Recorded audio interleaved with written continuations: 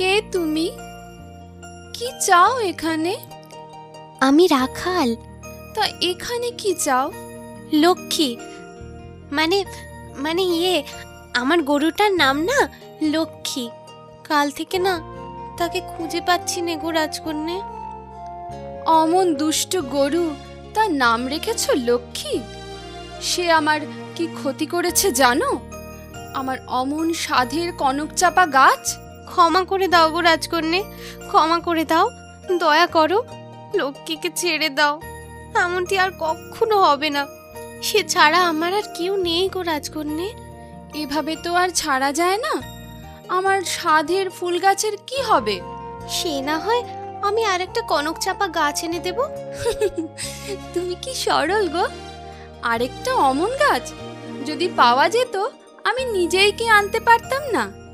পাওয়া যায় না? পাওয়া যায় না বলাও ভুল। পাওয়া যায়, তবে শুধুমাত্র লালপরি নীলপরির দেশে। আমি যাব সেখানে। যাবে? কিভাবে যাবে? পায়ে হেঁটে?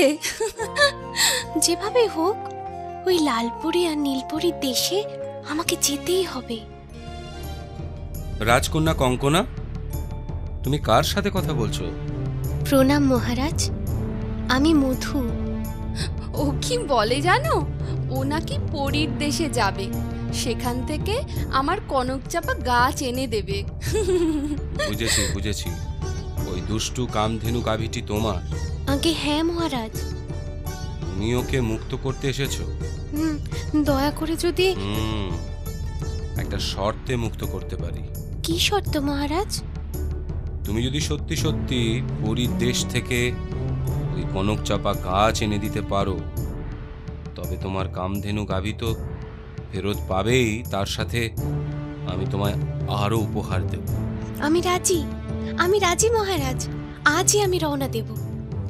চলি মহারাজ। বিদায় রাজকন্যে।